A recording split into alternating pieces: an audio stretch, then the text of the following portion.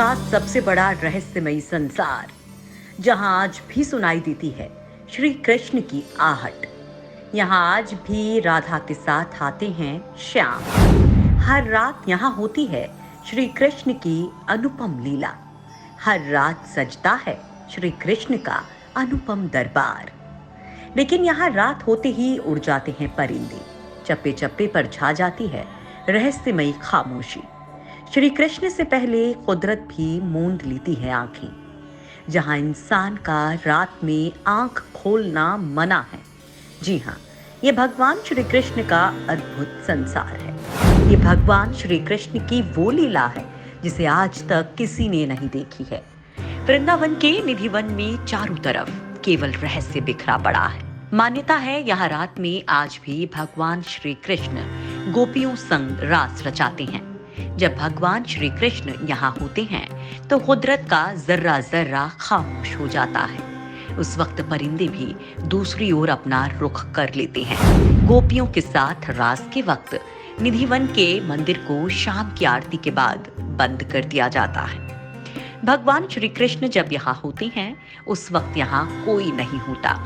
लेकिन अगर इस रहस्यमयी रास लीला को कोई देखने की हिम्मत करता है तो वो बाद में उसके बारे में कुछ भी बताने की हालत में नहीं रहा।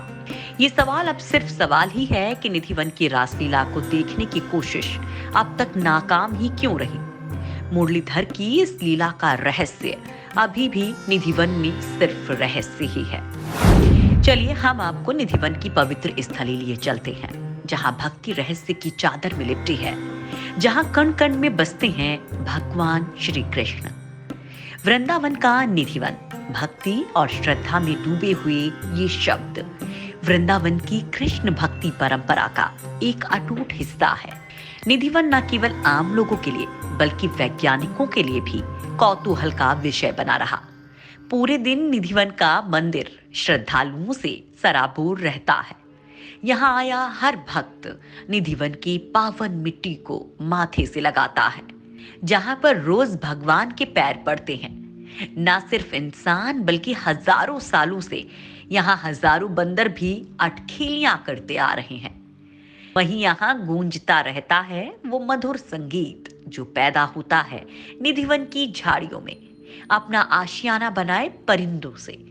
लेकिन चाहे वो इंसान हो, बंदर हो या फिर परिंदे, इन्हें यहाँ रहने की इजाजत दिन में ही है। शाम ढलते ही इनको निधिवन छोड़ना ही होता है। शाम ढलते ही जैसे निधिवन की पावन स्थली अंधेरे के आगोश में जाती है, वैसे ही हर रात फिर से बनती है भगवान श्री कृष्ण की मौजूदगी की गवाह, जिसकी पवित्रता को भंग करने की जरूरत कोई नहीं करता। क्योंकि भगवत प्राप्ति का स्तर पाना कलयुग में इंसान के लिए संभव नहीं है, और जिसने भी सच्चाई को समझने की भूल की उसका इस युग से संबंध टूट जाता है। निधिवन की झाड़ियों को देखिए। ये झाड़ियां कोई आम झाड़ियां नहीं, बल्कि अंधेरे के साथ ही इनका स्वरूप श्री कृष्ण की सखियों के रूप में बदल जाता है। इसलिए यहाँ आने वाला हर भक्त बांके बिहारी के साथ इन झाड़ियों को भी प्रणाम करने को नहीं भूलता। शाम के वक्त निधिवन के पुजारी खुद ही इस बात का पता लगाते हैं कि कहीं निधिवन में शाम के वक्त भूल से कोई रह तो नहीं गया, क्योंकि यही भूल इस इंसान के लिए सुबह होते ही भारी पड़ सकती है। विक्रमी संवत 1575 में जन्मे स्वामी हरिदास ने यहाँ पर अपनी प्रिय बांके बिहारी की तपस्या की थी, और संवत 1600 की एक सुबह उनकी मुराद पूरी हुई और उन्हें दर्शन हुए वहां रोज विराजने वाली जोड़ी के। स्वामी हरिदास की तपस्या से यहाँ दो मूर्तियां प्रकट हुई, एक राधा की और दूजी कृष्ण की, जिन्हें देखकर स्वामी हरिदास ने कहा कि आप दोनों की इस अपूर्व सुंदरता को लोग सहन नहीं कर पाएंगे। तो उनकी इस विनती पर इस युग में प्रिया और प्रियतम के ये दोनों रूप एक हो गए, और यही रूप जाना गया बांके बिहारी जी के नाम से। इस मंदिर में विराजे श्री कृष्ण की छवि में मुकुट, पटका और बिंदी के कारण उनमें राधा और कृष्ण दोनों के दर्शन होते हैं। और शाम ढलते ही इन दोनों के साथ कई गोपियां उतरती हैं निधिवन में रास रचाने को। तो बात बिल्कुल साफ है, यहाँ दिन अगर भक्तों के नाम है तो रात श्री कृष्ण और उनकी गोपियों के नाम है। हर दिन सैकड़ों भक्त यहाँ भक्ति और रहस्य के अनूठे संगम का एहसास कर रोमांचित हो उठते हैं। वृंदावन और बरसाने की राधा दोनों ही श्री कृष्ण को बहुत प्रिय थे। शायद यही कारण था कि समय का चक्र तो घूमता रहा, लेकिन निधिवन और यहाँ होने वाले रास के वो पल कभी नहीं बीते।